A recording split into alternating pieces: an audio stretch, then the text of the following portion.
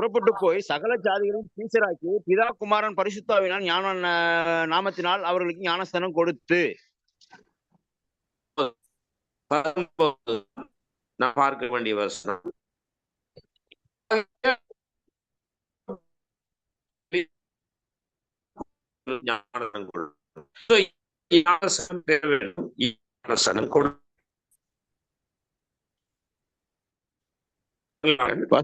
சரியா கேட்க விட்டு கேட்க சார். ஓ, திரும்ப தொடங்கிட்டுதா அந்த வியாதி? இப்ப கேக்குதா? கொஞ்சம் பிரச்சனை. சரி, கொஞ்சம் சமாளிப்போம் இல்லையா?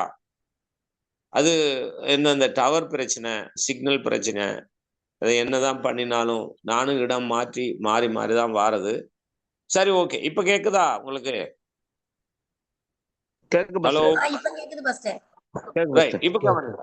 யாருக்கு ஞானஸ்தானம் கொடுக்க வேண்டும், யார் ஞானஸ்தானம் பெற வேண்டும் சொல்லலாம் நீங்க வேதத்தின் அடிப்படையில. ஹலோ, சீசர்கள் சீசர்களுக்கு கொடுக்கணும், சீசர் ஆக்கி கொடுக்கணும். சீசர்கள் சீசர் ஆக்கி ஞானஸ்தானம் கொடுக்கணும். Okay, very good. சீசர்களுக்கு தான் ஞானஸ்தானம் கொடுக்கணும், சீசர் ஆக்கி கொடுக்கணும்.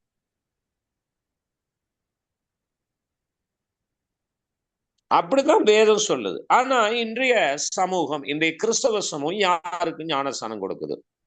சீசர்களுக்கா? சில இடத்துல சீசர்கள் என்ற பாடம் எல்லாம் நடக்குது. ஆனா சீசத்துவம் என்று சொல்லுகிறார்கள். அது எந்த அளவுக்கு சீசத்துவத்தை பற்றி கற்றுக் கொடுக்கிறார்களோ எனக்கு தெரியாது. சரி, முதலாவது பார்ப்போம், யார் சீசர்கள். சரிதானே? யார் சீசர்கள் முதலாவது பார்க்கணும். வாசிக்கலாம். யோவான் சுவிசேஷம் 13வது அதிகாரம் 35வது வசனம். யோவான் சுவிசேஷம் 13:35. Glory to God. Jesus. ஒருவரில் ஒருவர் அன்புள்ளவர்களாய் இருந்தால் அதனால் நீங்கள் என்னுடைய சீசர்கள் என்று எல்லாரும் அறிந்து கொள்வார்கள் என்றார். சரி, இப்ப இந்த நாட்களை நாம் பார்த்து கொண்டு வருகிறோம் அன்பை பற்றி தான். வரங்கள் அல்லது வல்லமைகள், திறமைகள், தாளந்துகள், இவைகளுக்கு அப்பால் மிக மேன்மையானதும் முக்கியமானதும் தேவன் எதிர்பார்க்கிறதும் அன்பு. அதுக்கு கீழே தான் அந்த வல்லமை, வரங்கள், திறமைகள், தாளந்துகள் எல்லாம். அதுக்கு மேலதான் இருக்கு அன்பு. அன்பு இல்லாதவன், அது எத்தனை பெரிய வல்லமை இருந்தாலும் சரி, எத்தனை பெரிய வரங்கள் இருந்தாலும் சரி, எவ்வளவு பெரிய தாளந்துகள் இருந்தாலும் சரி, எந்த ஒரு ஏனென்றால் அன்பு தேவனை அறியவில்லை. அவ்வளவு சுருக்கமா, அன்பு இல்லாதவன் அவன் வல்லமையை பெற்றிருக்கலாம், வரங்கள், திறமைகள், தாளந்துகள் எல்லாம் இருக்கலாம், மழையை பெய்யத்தக்க விசுவாசம், மரித்தவரை எழுப்பலாம், அப்படிப்பட்ட விசுவாசம் கூட இருக்கலாம். ஆனா அவைகள்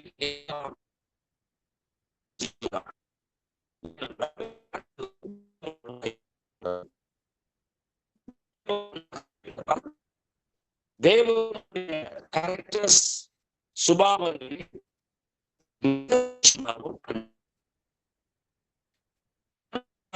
இருந்தாலும்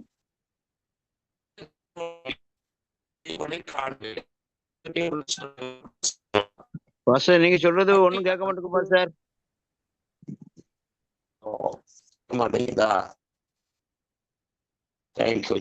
சரி, கொஞ்சம் இருங்க. நான்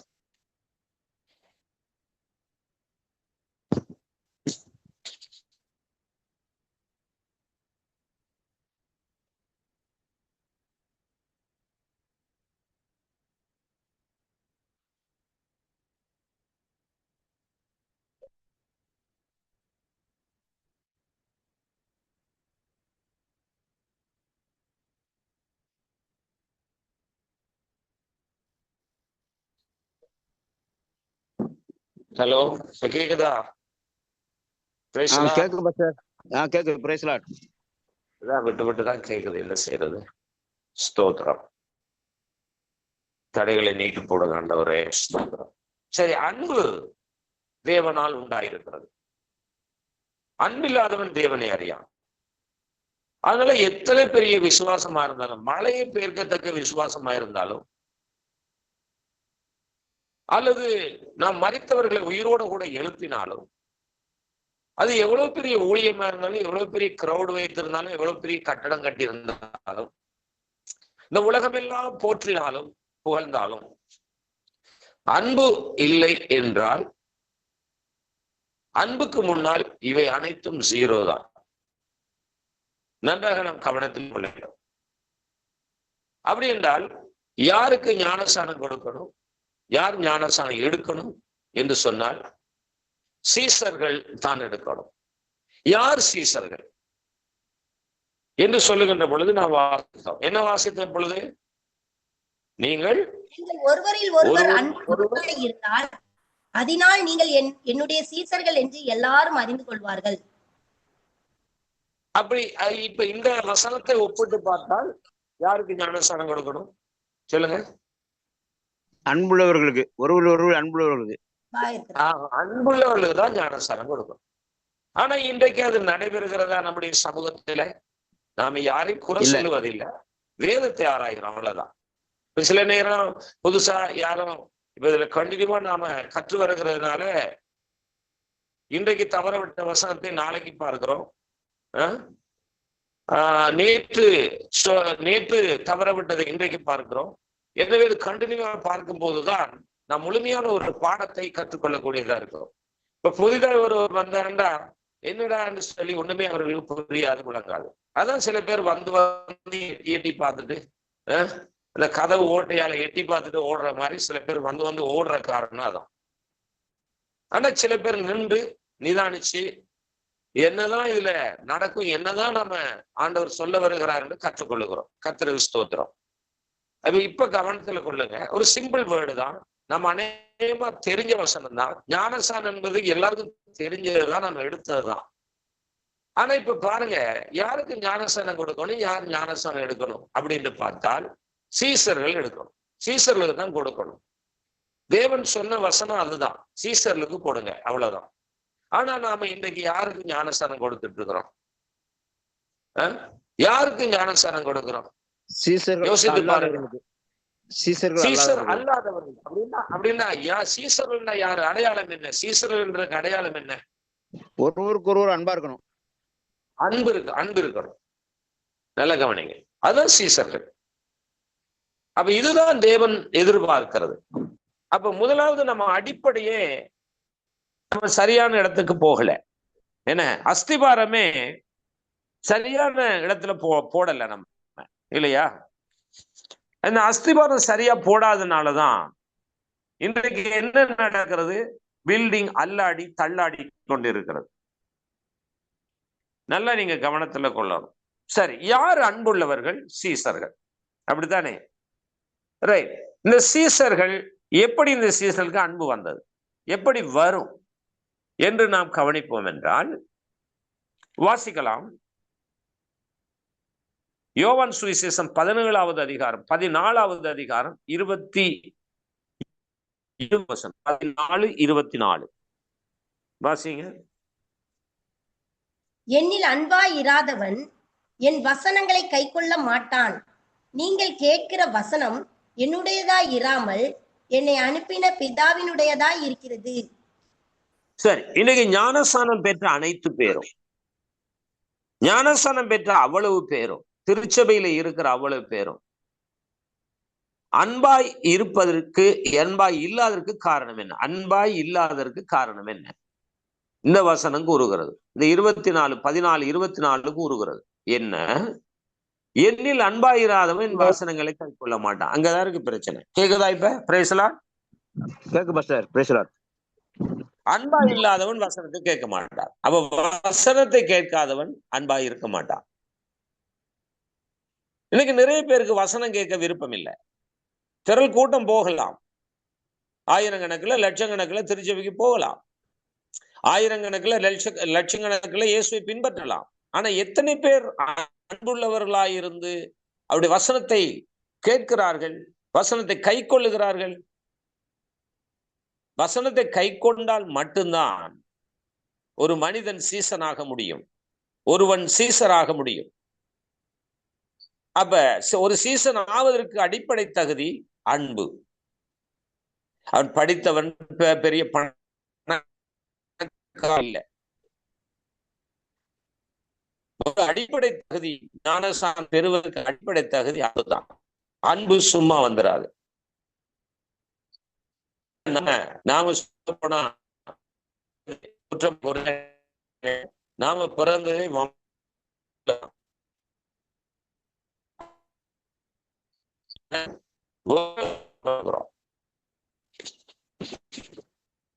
வம்புல பிறந்து வம்புல வளர்ந்த நாம் எப்படி அன்பு நமக்குள்ள வரும்? வராது. ஆனா இயேசுவை ஏற்றுக்கொண்டோம், ஓகே, நல்ல விஷயம். ஆனா இயேசுவை ஏற்றுக்கொண்டால் இயேசுவை போல இருக்கணுமே. ஏன் இயேசுவை போல இருக்க முடியல? ஏன் இயேசு மாற முடியல? எவ்வளவு உற்சாகப்படுத்துறோம், எவ்வளவு கஷ்டப்படுறோம். சில பேருக்கு ஆசை இருக்கு, மாறணும் அப்படிங்கிற ஆசை இருக்கு, ஆனா மாற முடியல. சில பேருக்கு அந்த ஆசையே இல்லை, மாற வேண்டிய அவசியம் எது வேண்டியே தெரியாது, மாறணுமான்றதே தெரியாது. ஆனா திருச்சபைக்குள்ள இருந்து கொண்டே இருக்கிறாங்க. எல்லாரோடையும் எல்லாரும் சேர்ந்து கலந்து இருக்கிறாங்க. ஆனா அங்க சீசர்களை பொறுக்கி எடுத்தால் எத்தனை பேர் இருப்பாங்க? எத்தனை பேரை நம்ம சீசரை கணிக்க முடியும் சொல்லுங்க? இப்ப நீங்க போற சபையை கூட எடுத்துக்கொள்ளுங்களேன், அல்லது நாம பார்க்கின்ற சபையை எடுத்துக்கொள்ளுங்களேன். எத்தனை பேர் அன்பா இருப்பாங்கன்றது அந்த திருச்சபையில சொல்லலாம், நீங்க பகிர்ந்து கொள்ளலாம். ஹலோ, பகிர்ந்து கொள்ளுங்க.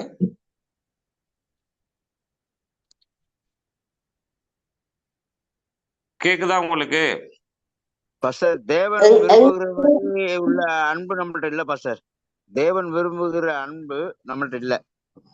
Very good. வேற யாரும்? அப்படி அன்பு எங்கள்கிட்ட இருக்கான்னு நாங்க யோசிக்க வேண்டியதா இருக்கு பாஸ்டர். ஓகே, என்ன கிளியரா இல்லம்மா? கிளியர் ஜெயசேகரன் அந்த ஐடியில இருந்து வந்தவங்க கிளியரா இல்ல. நீங்க எதோ சொல்ல வர்றீங்க, கொஞ்சம் கிளியரா சொல்லுங்கம்மா. அரைவாசி அன்பு இருக்குன்றீங்களா? சரி, அரைவாசி அன்பு இருக்கு. சரி, அதை கொஞ்சம் நீங்க விளக்கப்படுத்த முடியுமா? எப்படி அரைவாசி அன்புண்டா என்ன? இப்ப அன்பு என்பதை பார்க்கிறோம், அரைவாசி அன்பு என்பது என்ன? இப்ப ஒரு ஆண்டவருக்காக ஒரு காரியம் செய்யணும்னா அவங்களோட முகத்துல அவங்க செய்யல பார்க்கும்போது முழுமையா செய்ய மாட்டாங்க. சில வேளைகள் முழுமையா செய்வாங்க, சில வேளையில செய்வாங்க, சில வேலை செய்ய மாட்டாங்க. சில வேளைகள்ல அதுதான் அந்த வேலையை செய்வோம் சொல்லிட்டு செய்வாங்களே தவிர செய்யணும் அன்பு, அந்த அன்பை காணணும் என்ற விஷயம் வெளிப்படாது. சரி சிஸ்டர், ஓகே ஓகே, சரியா கிளியரா இல்ல, ஏதோ கொஞ்சம் விளங்கி கொண்டோம். அரைவாசி அன்பு என்பதை விளங்கி கொண்டோம். இந்த டொரிஸ் விக்டோரியாவா, ஆமா, மைக் ஆஃப் பண்ணணும். அவங்க ஆஃப் பண்ண சொல்லுங்க. மைக் ஆஃப் பண்றதுனால தான் கொஞ்சம் பிரச்சனை வருது. ஆமா சிஸ்டர், டொரிஸ் சிஸ்டர், கொஞ்சம் நீங்க மைக் ஆஃப் பண்ணுங்க. ஹலோ, தேவைக்கு மட்டும் நீங்க மைக் ஆன் பண்ணுங்க. Doris sister, praise the Lord.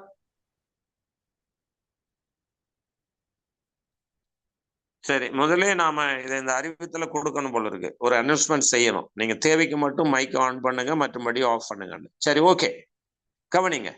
இப்ப அரைவாசி அன்பு அது ஆண்டவர் ஏற்றுக்கொள்வாரா? இப்ப இந்த சிஸ்டர் சொன்னது போல அரைவாசி அன்பு சிலர் என்ன செய்யுங்க, கொஞ்சம் இருக்கு கொஞ்சம் இல்ல, அப்படியெல்லாம் நம்ம சொல்றோம். இப்ப அன்பு என்பது கொஞ்சம் இருக்கிறது கொஞ்சம் இல்லைன்றதா? அப்ப தேவன்ட்ட அன்பு கொஞ்சம் தான் இருக்கா, அரைவாசி தான் இருக்கா?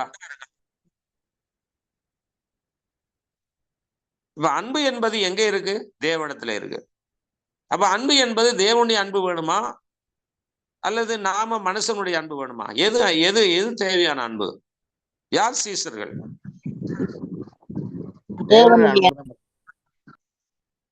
அப்ப தேவனிடத்துல பாதி அரைவாசி அன்பு இல்லையே. நினைச்சா அன்பு செலுத்துவாரு, நினைக்காட்டி அன்பு செலுத்த மாட்டாருன்றெல்லாம் இல்லையே. கொஞ்சம் நீங்க கவனத்துல கொள்ளுங்க. இந்த அரைவாசி அன்பெல்லாம் செல்லுபடியாகாது பாருங்க. இந்த காவாசி அன்பு, முக்காவாசி அன்பு கூட செல்லுபடியாகாது. அன்பு என்பது ஒன்றுதான், அது முழுமையானதுதான். ஆமென், ஆமென். கவனிக்கிறீங்களா? இப்ப நாம நமக்கு ஏற்றபடி நாம திருப்புறது இல்லை வசனத்தை. நமக்கு ஏற்றபடி வசனத்தை வளைச்சு கொண்டு வர்றது இல்லை. வசனத்துக்கு ஏற்றபடி நாம் வளையணும். கவனிக்கிறீங்களா? கேக்குதா? ஆமென். கேக்கு பாஸ்டர். வசனம் சொல்லுகிறபடி நாம் அந்த பக்கம் போகணுமே தவிர நம்ம பக்கம் வசனம் வராது.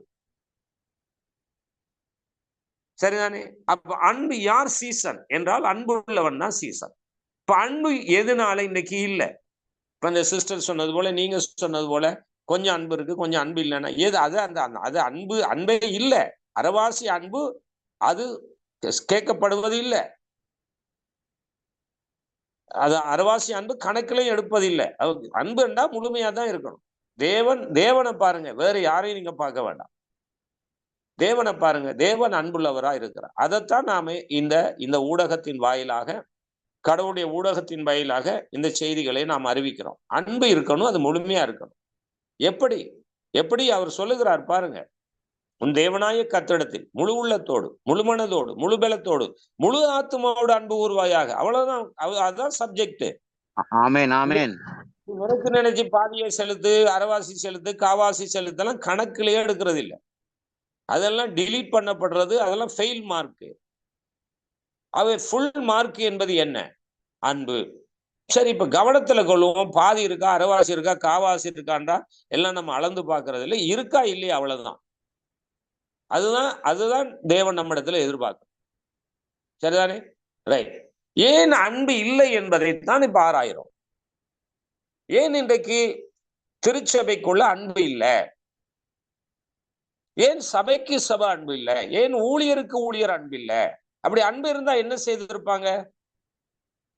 எல்லாரும் ஒற்றுமையா இருந்திருப்பாங்க, ஒரே ஃபேமிலியா இருந்திருப்பாங்க. ஏனால் எல்லாரும் யாரை ஆராதிக்கிறோம்? இயேசுவை. எல்லாருக்கும் கடவுள் யார்? இயேசு. எல்லாருக்கும் நோக்கம் என்ன? நாம் எல்லாம் கடவுளுடைய பிள்ளைகள். அப்ப எல்லாரும் எங்க போக போறோம்? பரலோக ராஜ்யம். கவனிக்கிறீங்களா? அப்ப ஏன் இவ்வளவு அடிபாடுகள்? சபைக்கு சபை, போதகருக்கு போதகர்கள், விசுவாசிகளுக்குள்ள ஒரு சபைக்குள்ள ஏன் இத்தனை முரண்பாடுகள்? ஏன் இத்தனை அடிபாடுகள்? ஏன் இத்தனை பிரிவினவாதங்கள்? எதற்கு? எதனால இது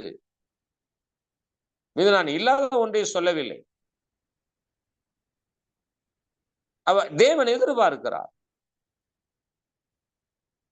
ஒரு விஷயம் பாருங்க. ஆண்டவர் என்ன செய்கிறார்? ஒரு ஊர் வழியாக போய்கொண்டிருக்கிறார். சீசர்களும் ஆண்டவர் ஒரு ஊர்ல போய்கொண்டிருக்கும் போது ஒரு அத்தி மரம் இருக்கிறது. இந்த அத்தி மரத்துக்கிட்ட போய் பார்த்தார், கனி கொடுக்குமா என்று. கனி கொடுக்கவில்லை. ஆனா கனி கொடுக்கிற காலமும் இல்லை. அங்க குறிப்பிடப்படுகிறது கனி கொடுக்கிற காலம் இல்லை. ஆனா கனி கொடுக்கல. அது கனி கொடுக்காததுனால ஆண்டவர் அந்த மரத்தை சபித்து போட்டார். அது பட்டு போயிட்டு. இதுல இருந்து என்ன பாடத்தை நாம் கற்றுக்கொள்கிறோம்? இதுல இருந்து என்ன பிரசங்கத்தை நீங்கள் இதுவரைக்கும் கேட்டிருக்கிறீங்க? இந்த வசனத்தை வாசித்து நீங்க என்னத்தை அறிந்து கொண்டிருக்கிறீங்க? யாராவது சொல்ல முடியுமா? சில வேளை உங்களுடைய கருத்து நமக்கு தேவையாவும் இருக்கும். சொல்லலாமே. உங்களுடைய புரிதல் என்ன? இந்த விஷயம் உங்களுக்கு தெரியும். அத்திமரம் சபிக்கப்பட்டது, பட்டு போனது தெரியும் தானே எல்லாருக்கும்?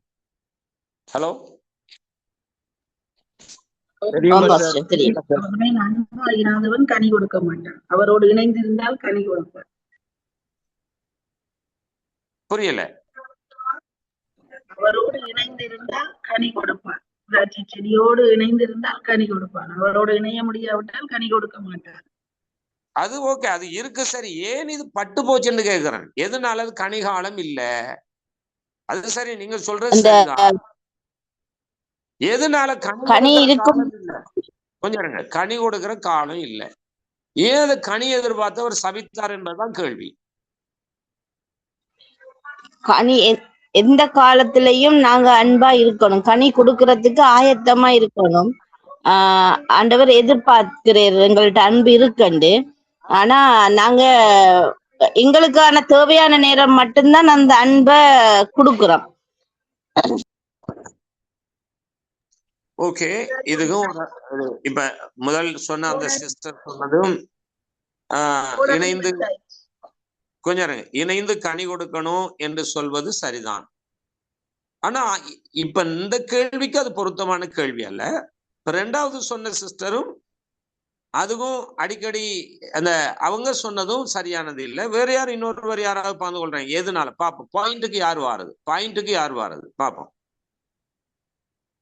இது நாம ஆராய்கிறோம், நம்ம கற்றுக்கொள்றோம். அதனால நீங்களும் உங்களுடைய பதிலை உங்களுடைய புரிதலை சொல்லலாம். அப்படித்தான் நம்ம பழகணும். சொல்லுங்கம்மா. கோடாரி வைத்தாயிட்டு புரியல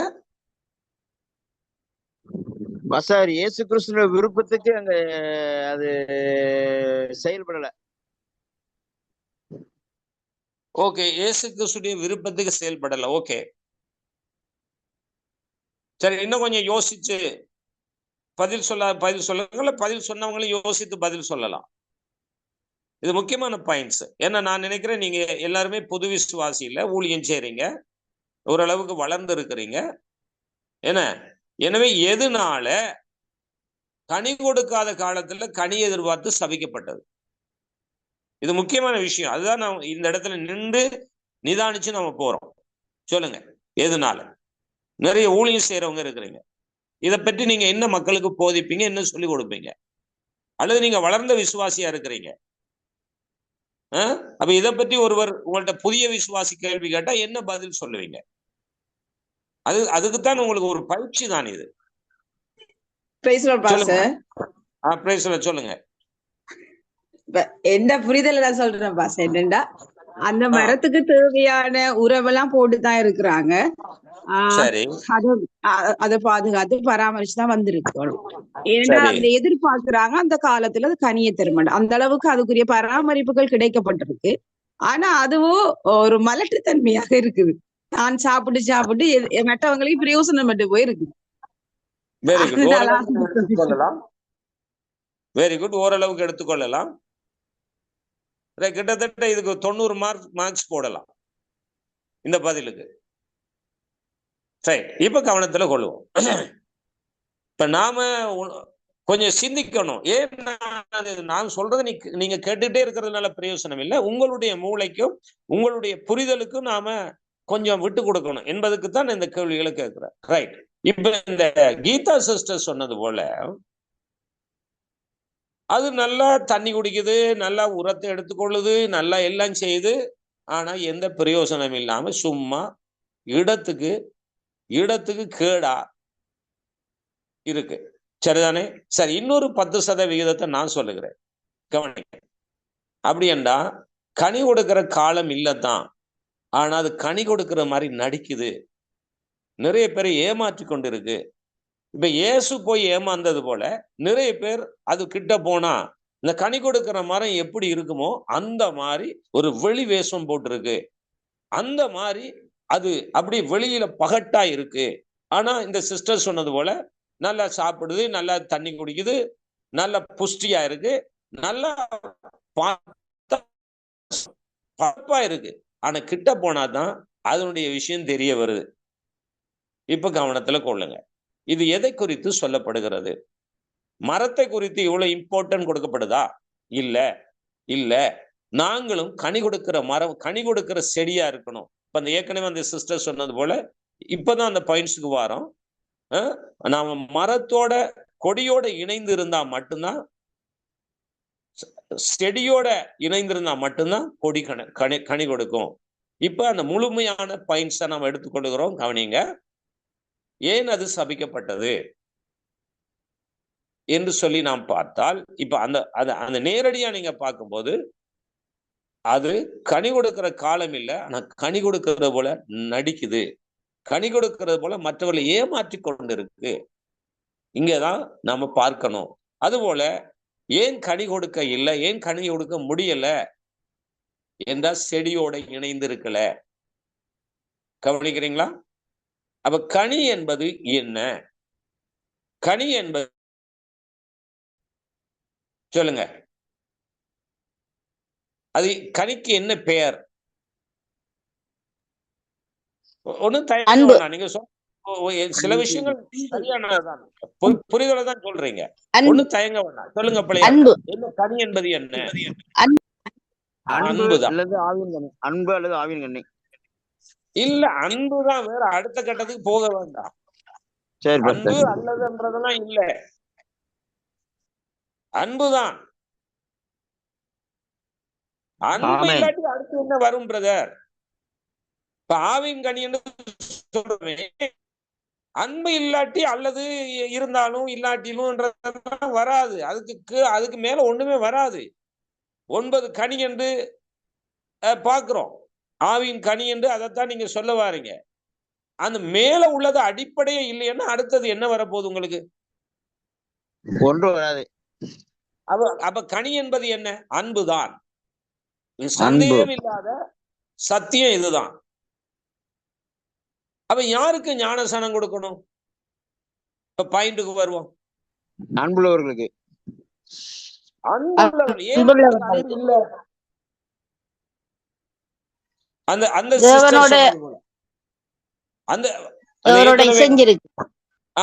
அவரோட இல்ல, அதனால அன்பு இல்ல. அப்ப இவர்கள் திருச்சபைக்கு வாரவர்கள் யாரோட சேர்ந்திருக்கிறார்கள்? பிசாசோடு. ஆமா, பிசாசு வெறுங்குறு பண்ணுகிறது, கனி கொடுக்க விடாம தடுக்கிறது. அது ஒரு வைரஸ், உள்ளுக்கு இருந்து கொண்டு அவர்களை கொலை செய்கிற வைரஸ். எது? தேவனுடைய வார்த்தை அவர்களுக்குள்ள இல்ல. தேவனுடைய வார்த்தை தான் இயேசு கிறிஸ்துவாகிய திராட்சை செடி. தேவனுடைய வார்த்தை தான் இயேசு கிறிஸ்துவாகிய திராட்சை செடி. அப்ப அந்த வார்த்தைக்குள்ள நாம் கொடியால் இருந்தால் மட்டும்தான் நாம பழம் கொடுக்க முடியும், கனி கொடுக்க முடியும், ஃப்ரூட்ஸ் கொடுக்க முடியும். ஆமென். ஏன் இன்றைய சமூகம் இந்த இடத்துக்கு வரவில்லை என்றால் அதற்கான ஆதார வசனம் யோவான் 14:24. யோவான் 14:24 வாசிங்க. ஏன் அந்த இடத்துக்கு என் வசனங்களை கைக்கொள்ள மாட்டான். நீங்கள் கேட்கிற வசனம் என்னுடையதாய் இராமல் என்னை அனுப்பின பிதாவினுடையதாய் இருக்கிறது. அப்ப எத்தனை பேர் வசனம் கேட்கறதுக்கு சபைக்கு போறாங்க? எத்தனை பேர் வசனத்தை கேட்டு கை கொள்ளுகிறார்கள்? என்னில் அன்பாயிராதவன் என் வசனங்களை கை கொள்ள மாட்டான். ஸ்ட்ரைட்டா அடிச்சிட்டார் பாத்தீங்களா? ஸ்ட்ரைட்டா மண்டையில போட்ட மாதிரி போட்டுட்டார். இதுக்கு மேல எந்த ஒரு தகவலும் இல்லை. யார் அன்பில்லாதவன்? வசனத்தை கை கொள்ளாதவன். வசனத்தை கேட்பார்கள், கேட்டுக்கொண்டே இருப்பார்கள். எழுப்புதல் கூட்டத்திலும் கேட்பார்கள், உபவாச ஜெபத்திலும் கேட்பார்கள், நைட் பிரேயரிலும் கேட்பார்கள், ஆராதனையும் கேட்பார்கள், பைபிள் ஸ்டடி எல்லாத்திலும் கேட்பார்கள். ஆனா என்ன செய்ய மாட்டார்கள்? வசனத்தை கை கொள்ள மாட்டாங்க. இங்கதான் இருக்கு பிரச்சனை. அப்ப ஞானஸ்நானம் கொடுக்கிறதுக்கு முதலே இவர்களை நாம் சீசராக்கி இருந்தால் பாருங்க, அவங்க கனி கொடுப்பாங்களா இல்லையா? கனி கொடுப்பாங்க சார். கொடுப்பாங்க. எப்படி அன்பா ஒரு மனுஷனால மாற முடியாது. என்னாலையும் மாற முடியாது, உங்களாலையும் மாற முடியாது. யாரால மாற முடியும்? இயேசு கிறிஸ்து வசனத்தினால மாறலாம் சார். வசனத்தினாலதான் மாற முடியும். வார்த்தை ஒரு மனுஷனுக்குள்ள போனாதான் அவனால மாற்றம் அடைய முடியும். கவனிக்கிறீங்களா? அவனால சாட்சியா இருக்க முடியும், அவனால கர்த்தருக்கு என்று கனி கொடுக்க முடியும். இன்னைக்கு வார்த்தை இல்லாத பஞ்சம் இருக்கிறதுனாலதான் எல்லாரும் வறட்சி அடைந்த நிலத்தை போல இருக்கிறாங்க. பசப்பு வார்த்தைகளையும் நய வசனங்களையும் உலக காரியத்தையும் ஐஸ்வர்யத்தின் மயக்கத்தையும் இன்னைக்கு அதுல சூழ்ந்து இருக்கிறதுனால உண்மையான ஆண்டுடைய சத்தியம் அங்க இல்லாதனால, வசனம் அவர்களுக்குள்ள போகாதனால, போனாலும் அந்த வசனம் அவர்களுடைய வாழ்க்கையில கிரியை செய்யாததுனால எல்லாரும் கனி கொடுக்காத மரமாறி அந்த இயேசு பார்த்து சபித்த மரத்தை போல இன்றைக்கு ஒரு சாபமான நிலையில காணப்படுகிறார்கள். ஆனால் இந்த இணைப்புல இருக்கிற நமக்கோ தேவன் இந்த வெளிப்பாட்டை கொடுக்கிறார். நம்ம கவனத்துல கொள்ளணும், நாம கனி கொடுக்கணும். நம்மால ஒரு மனுஷனால முடியாதுதான். ஆனா நாளும் பொழுதும் வேதத்தை நாம் ஆராய்ந்து வசனத்தை தியானிக்கும் போது பாருங்க, வாசிங்க, எல்லாம் தெரிஞ்ச வசனம் தான். 1வது சங்கீதம் 2வது வசனம் வாசிங்க. முதல்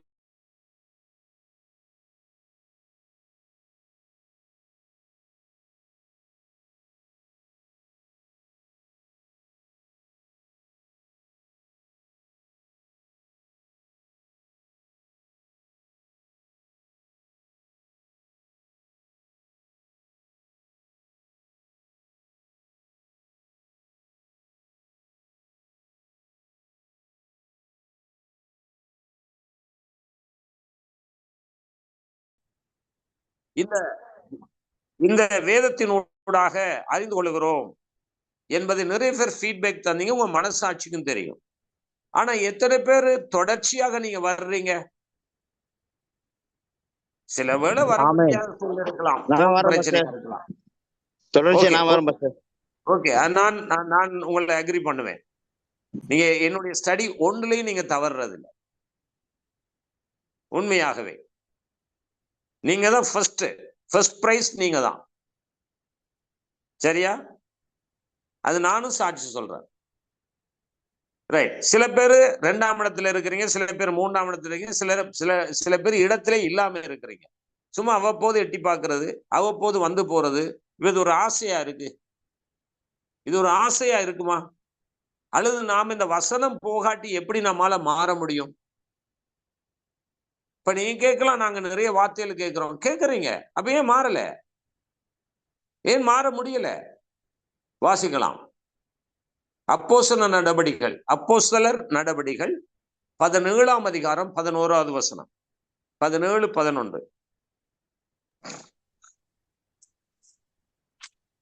அந்த பட்டணத்தார் மனோவாஞ்சையாய் வசனத்தை ஏற்றுக்கொண்டு காரியங்கள் இப்படி இருக்கிறதா என்று தினந்தோறும் வேத வாக்கியங்களை ஆராய்ந்து பார்த்ததினால் தெசலோனிக்கேயில் உள்ளவர்களை பார்க்கிலும் நற்குணசாலிகளாய் இருந்தார்கள்.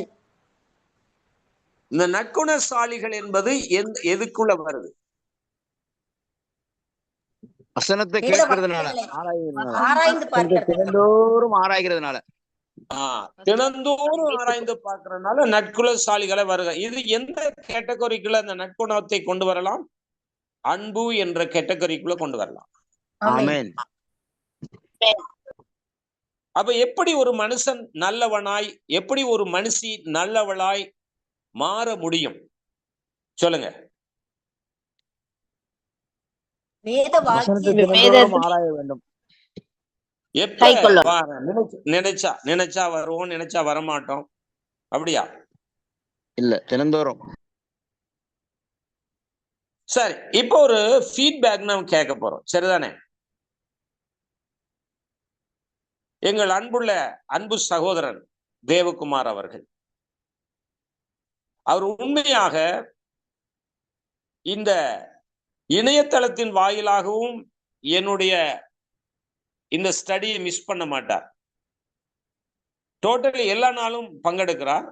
அதுபோல என்னை நேரில் சந்திச்சாலும் அவர் இருக்கின்ற ஊருக்கு அருகிலே எங்கெங்க நான் மீட்டிங்ல ஆண்டவருடைய வார்த்தை கொடுக்கிறேனோ குடும்பமாக அவர் குடும்பத்தையும் கூட்டிக் கொண்டு வந்துடுவார்.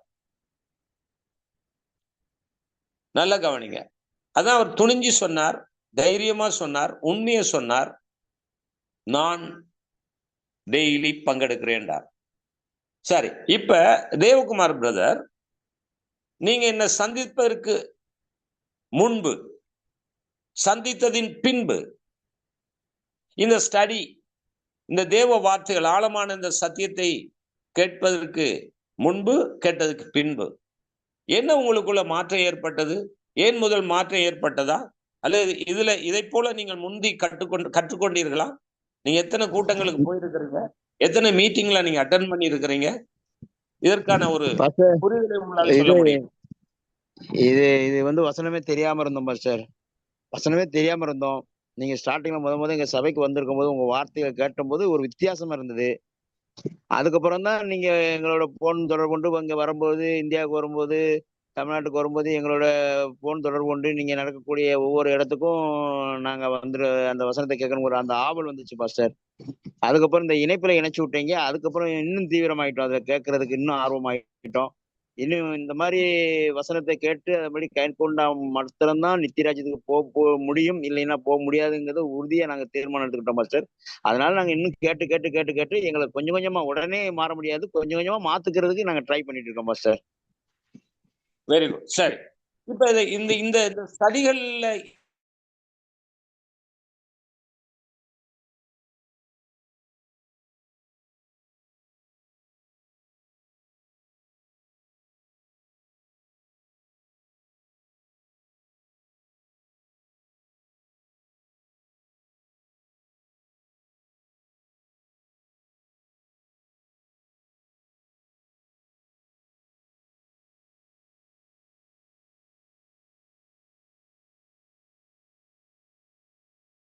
துன்பம் எல்லாரும் ஒன்றா இருந்தாங்க. என்ன ரோஷான் பாஸ்டர் அடிக்கடி ரெக்கார்டிங் பண்ணிட்டு இருக்கிறீங்க? சரி, கவனிங்க. ரைட். இப்ப துன்பம் வந்தது, துயரம் வந்தது, சிதறப்பட்டார்கள். சிதறப்பட்டவர்கள் எங்கேயும் போய் பின்மாற்றத்துல போகல. என்ன செஞ்சாங்க? அவங்க எங்கும் சுவிசேஷத்தை அறிவித்தார்கள். ஜனங்கள் ரட்சிக்கப்பட்டார்கள். முதல் அவர்கள் ஒழுங்கா இருந்தார்கள். கவனிங்க, சீசர்களுக்கு தான் கிறிஸ்தவர்கள் பெயர் வந்தது. அப்படித்தானே? வாசிச்சிருக்கிறீங்களா? வாசிச்சிருக்கிறீங்களா?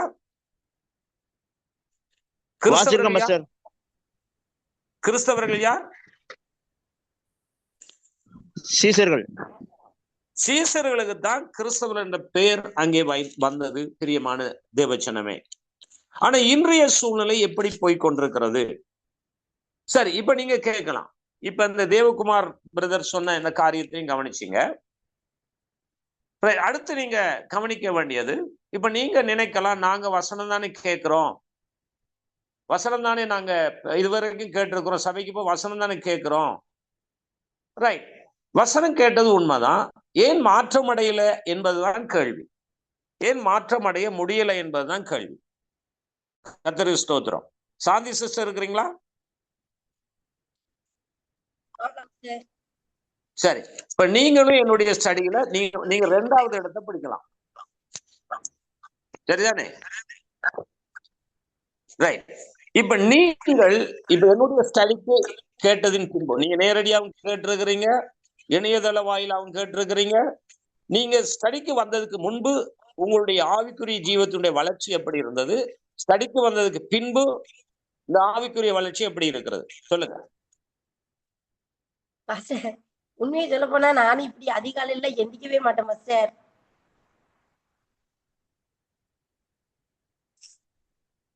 சரி, தொடரலாம். ஜெபம் பண்ண அப்படிலாம் எந்திக்க மாட்டேன். நான் எப்ப எந்திக்கணும் அப்பதான் ஜெபம் பண்ணுவேன் மாஸ்டர். இப்படி சத்தியத்தை நிறைய எல்லாம் அப்படி ஆராய்ந்து பாக்குற அந்த ஆனா விருப்பம் இருந்தது, ஆனா முடியாது. எனக்கு படிப்பேன், சும்மா ஒரு நாளைக்கு 2 அதிகாரம் அப்படின்னு படிப்பேன். ஆனா அதுல உள்ள அர்த்தங்கள் எதுவுமே தெரியாம சும்மா வாசிட்டு அப்படி போயிருவேன். சரி, இப்ப நீங்க ஒவ்வொரு வசனங்கள் அப்படி சொல்லி கொடுத்து நிறைய பார்க்கும்போது, அப்ப நம்ம ஆராய்ந்தால் மட்டும்தான் நித்திய ஜீவனுக்கு போக முடியும். எனக்கு யோவான் 5:39 சொல்லி கொடுத்தீங்களா சார்? வேத வாக்கியங்களை ஆராய்ந்து பாருங்கள், அப்பொழுதுதான் உங்களுக்கு நித்திய ஜீவன் உண்டு என்று. அப்போ என்னை குறித்து சாட்சி கொடுக்கிறோம் அவைகளை என்று சொன்னதுக்கு அப்புறம் அந்த வசனங்கள்லாம் நான் படிச்சிருக்கான இவ்வளவு தூரம் எனக்கு தெரியாது பஸ், அதுக்குள்ள அர்த்தம்லாம். ஆனா இப்போ நான் அதை இப்போ ஒவ்வொரு வசனங்களையும் கேட்கும்போது இப்படி இருக்கு. உண்மையில இன்னைக்கு நான் உணர்ந்தது என்ன தெரியுமா பாஸ்டர்? அன்புதான்.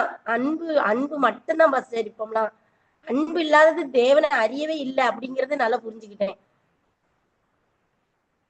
ஓகே, இதுக்கு முதல் பாஸ்டர் அது சும்மா அந்த அந்த செடி அத்திமரம் இருந்ததுல அது போலதான்.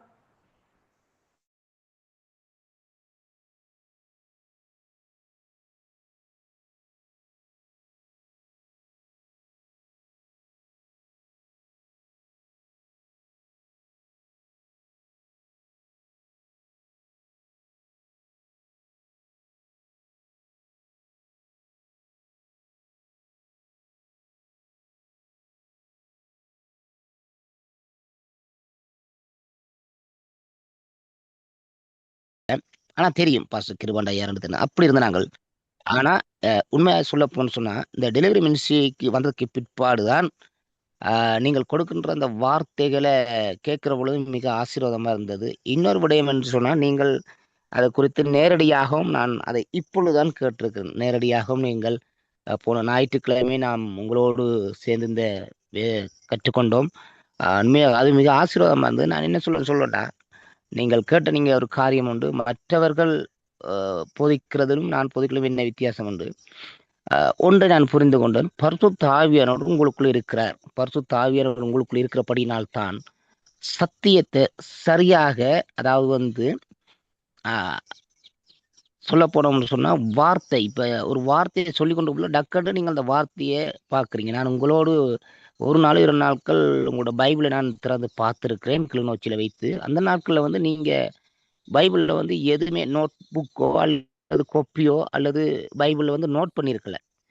உங்களுடைய பெரிய பைபிள் வச்சிருக்கிறீங்க, அதில் நீங்க நோட் பண்ணல. நீங்கள் பரிசுத்த ஆவியானோ டக்கண்டு அடுத்த வார்த்தை. இப்போ போன ஞாயிற்றுக்கிழமையும் கூட பாஸ்டருக்கு எனக்கும் தெரியும், அங்கே ஒரு சில பேருக்கு தெரியும், கேள்விகள் கேட்டார்கள். ரட்சிக்கப்படாத ஒரு 2 பேர் கேள்வி கேட்டார். டக்குன்னு நீங்க பதில சொன்னீங்க. டக்குன்னு பதில் சொல்லுவோம். ஏன்னா பரிசுத்த ஆவியானவர் உண்மையாகவே உங்களோடு இடப்படுகிறார். சில பேர் மாம்சத்துல தடுமாறுவாங்க. ஆவிக்குரிய கிறிஸ்தவ போதகர்மார்களும் இருக்கிறார்கள். அவர்கள் தடுமாறுவாங்க. அடுத்த என்ன சொல்லணும். ஆனா பரிசுத்த ஆவியானவர் தான் உங்களை கொண்டு காரியங்களை செய்கிறார். அன்பை பற்றி பார்க்கிற பொழுது அதிகமாக அன்புக்குரிய வார்த்தைகளை பகிர்ந்து கொள்கிறீர்கள். உண்மையாகவே கர்த்தர் எங்களுக்கும் மிக ஆசீர்வாதமா இருக்கு. ஆழமாக சில பேர் எங்களோட டெலிவரி மினிஸ்ட்ரியில் நிறைய ஊழியக்கார் வருவார்கள். ஆனால் வந்தாலும் கூட அவர்கள் பேசிக்கொண்டே போவார்கள். எங்களுடைய மக்கள் நித்திர கொள்கிறார்களா, விழித்திருக்கிறார்களா, என்ன செய்கிறார்கள் என்பதை குறித்து அக்கறையோ அல்லது அது நான் சொல்ல வரல. சில நேரங்களில் நீங்கள் அதை கூப்பிடுங்க பேர் சொல்லி. இப்போ சில பேருக்கு பெயர் தெரியாது.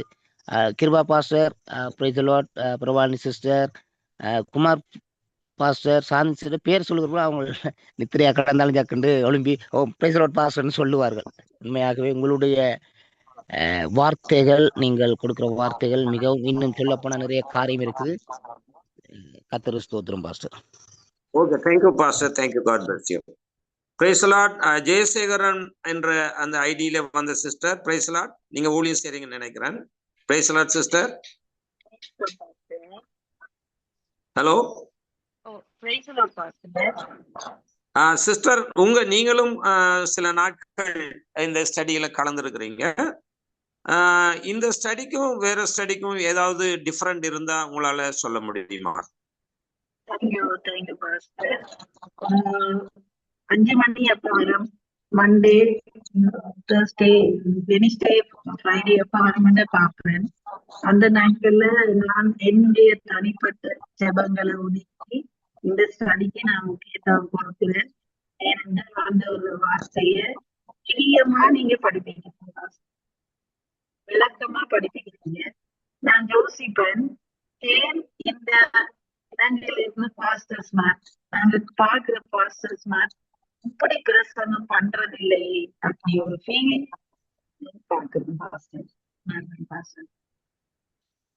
Very good, thank you sister, thank you. கர்த்தர் உங்களை ஆஸ்வதிப்பார். Price the Lord. கர்த்தர் நல்லவர். ரைட். இப்ப நாம இருக்கிறவர்களுக்குள்ள அன்பு இருக்கும். அந்த அன்பா இருந்தா மட்டும்தான் நம்ம கனி கொடுக்கிறோம். அன்பா இருந்தால் மட்டும்தான் நாம் தேவனோட இருக்கிறோம். இல்லாட்டா நாம் தேவனோட இல்லை.